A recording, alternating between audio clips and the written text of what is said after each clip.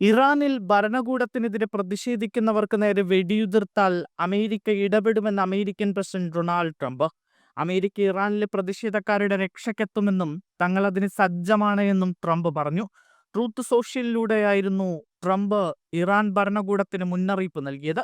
ഞങ്ങൾ തയ്യാറായി കഴിഞ്ഞു, പോകാൻ സജ്ജരാണ് എന്നാണ് ട്രംപ് ട്രൂത്ത് സോഷ്യലിൽ കുറിച്ചത്. ട്രംപിന് മറുപടിയുമായി ഇറാൻ രംഗത്തെത്തിയിരുന്നു. ഇറാന്റെ സുരക്ഷാ കാര്യങ്ങളിൽ ഇടപെട്ടാൽ നശിപ്പിക്കുമെന്നാണ് ഇറാൻ പരമോന്നത നേതാവ് ആയത്തുള്ള ഖമേനി പറഞ്ഞത്. ഡോളറിനെതിരെ ഇറാനിയൻ റിയാലിന്റെ വില ഇടിയുകയും വിലക്കയറ്റം രൂക്ഷമാവുകയും ചെയ്തതോടെയാണ് ഇറാനിൽ പ്രതിഷേധം ആരംഭിച്ചത്.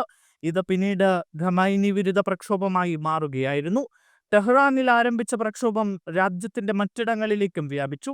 ചൊവ്വാഴ്ച വിവിധ സർവകലാശാലകളിലെ വിദ്യാർത്ഥികൾ പ്രകടനങ്ങളിൽ പങ്കെടുത്തതോടെ പ്രതിഷേധം ശക്തമായി. പലയിടങ്ങളിലും പ്രതിഷേധക്കാരും പോലീസുമായി ഏറ്റുമുട്ടലുണ്ടായി.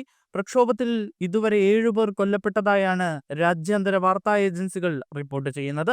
എന്നാൽ സംഘർഷത്തിൽ ഒരു പോലീസ് ഉദ്യോഗസ്ഥൻ കൊല്ലപ്പെട്ടു എന്നും 13 പേർക്ക് പരിക്കേറ്റു എന്നുമാണ് ഇറാൻ അധികൃതർ സ്ഥിരീകരിക്കുന്നത്.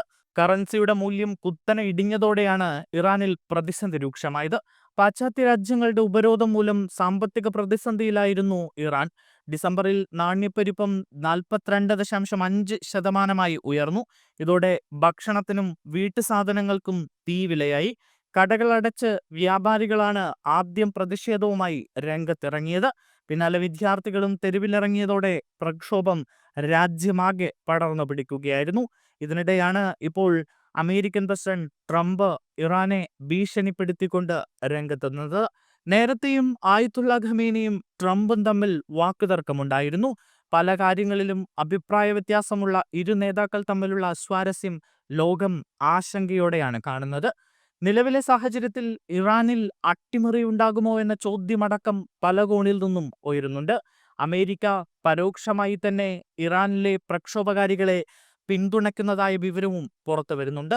ഇതുകൂടി കണക്കിലെടുക്കുമ്പോൾ ഇറാൻ ഭരണകൂടത്തെ അട്ടിമറിയിലൂടെ പുറത്താക്കുമോ എന്ന ചോദ്യമാണ് ഇപ്പോൾ പലയിടങ്ങളിലും ഉയർന്നു കേൾക്കുന്നത്.